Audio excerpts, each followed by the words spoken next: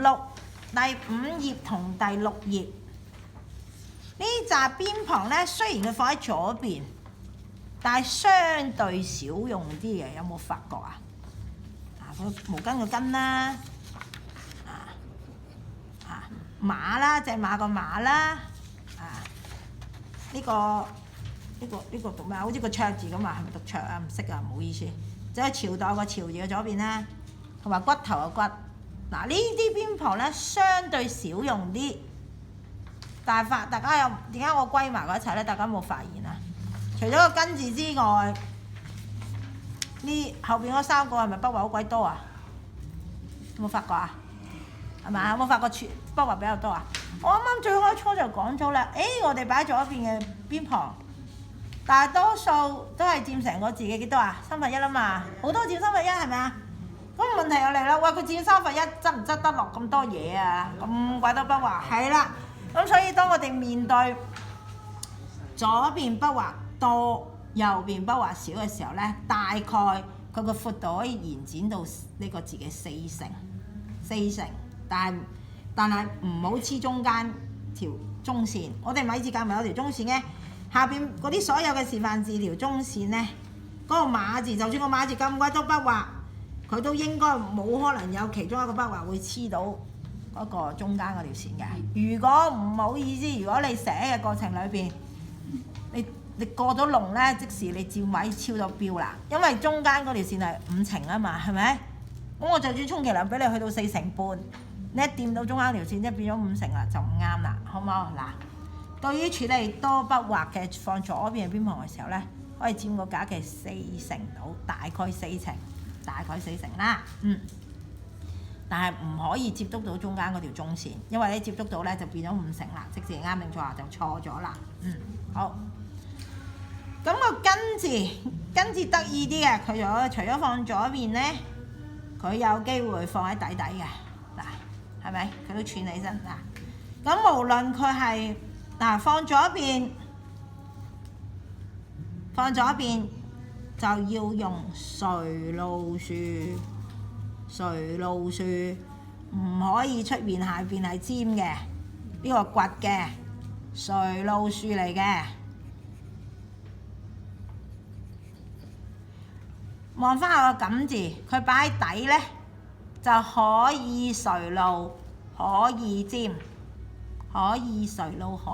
擺底嘅時候，我特登揀呢個提大家嘅啫，以示區別嚇。同樣地，大家有冇發覺啊？佢好似不約而同都喺中間嗰條樹嘅線條有啲嘅噃，係咪啊？咁啊，大家可以理解為咧，佢希望睇上去感官窄啲啊，所以佢將個樹咧都特別窄啲，特別幼啲，係咪啊？佢反而個框佢特別重點喎，寫粗啲喎，但係中間個樹真係相對幼嘅喎。寫嘅過程裏邊注意啦。好，馬字要講嘅位講咩咧？第一，佢嗰個彎勾呢筆啊，説文解字裏邊咧個馬係畫一隻奔跑中嘅馬。奔跑中嘅馬，咁嗰個彎勾咧，其實係代表咩位咧？其實都代表嗰個撇撇啦，然後嗰4點咧理解成為佢4隻腳，係啦。點解我強調係跑咧？跑嘅時候佢啲腳係咪比較快啲、短速啲啊？大家如果有人睇跑馬咁計數啊，有冇發現或者揾日去睇啊？我哋香港一個星期過2日賽馬，可以望下啲慢鏡頭。當慢鏡頭嘅時候，隻馬係咪好似凌空㗎啲腳？似啊，係啦，所以咧呢4點咧，實際佢係4點嚟嘅，係嘛？馬字4點嚟㗎嘛？係啦，咁佢就放馬字邊，咁放馬字邊就特別啲處理啦。我哋可以好似示範嗰個寫3點又得，寫一劃過亦都得。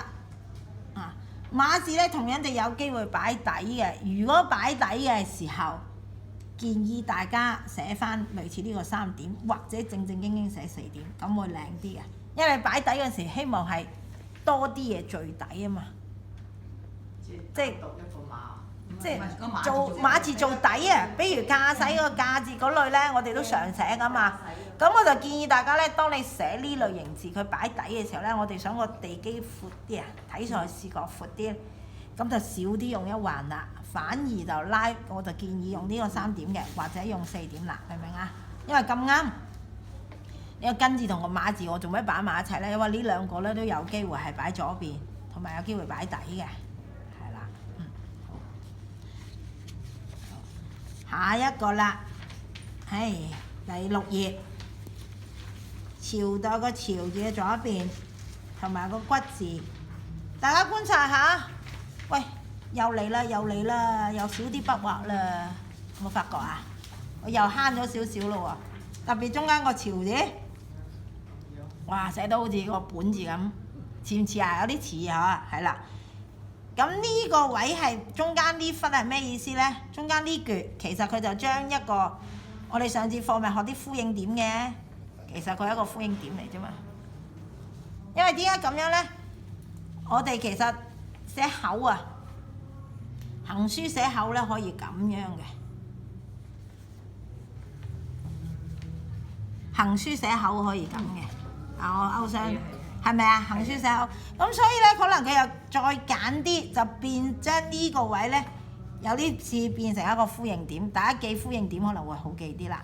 中間呢部分係個呼應點，取代咗呢個約字，呢個唔係日字嚟㗎，約字嘅。好，下邊個骨嗱，同樣佢又慳咗好多嘢咯，係咪啊？個骨字我哋正常寫係點寫㗎？一個框，中間有橛仔，啱唔啱啊？我講個頭嗰忽啊。大家睇下呢度，揀直接寫成一個口，係啦。咁我哋呢個係點寫？其實佢係一個樹，呢個樹微啲長啲嘅。嗱，我哋寫口咧，我成日強調話口型，上次課我講口型咁斜噶嘛，係咪？係咪啊？咁當你做邊旁嗰時咧，佢就冇咁明顯上闊下窄，其實佢都係上闊下窄，佢就會刻意將呢一樹擺翻直，因為佢係個直框嚟嘅。理論上嚟講，佢應該係個直框嚟嘅。咁你就刻意將啲樹擺直，即係啲樹係要直嘅，啲樹要直啲，即係傾向直，然後將呢度咧依然 keep 翻個口斜斜地嗱，咁就佢個袋咗下邊嗰堆啦。咁同埋咧下邊個月字，上次課講口型嗰時講咗啦，背向係咪？就而家就算佢喺骨作為骨字部嘅一部分咧，佢依然係 keep 住要背向嘅。keep 要背向啦，同埋嗰兩點嗱，望下個骨字嗰兩橫化身成為點啦，甚至乎再懶啲一點添，有冇發覺啊？係啦，中間變成一點添，可以嘅，冇問題嘅，係咪啊？呢度變成一棟。係咪嗱？可以嘅嗱，行書真係比較靈活嘅，因處理嘅啫。嗱，好似我哋望翻上邊啦，個漢字同個朝字，你睇下佢嗰啲點同下邊個骨字嗰兩橫有乜區別啫？冇區別係嘛？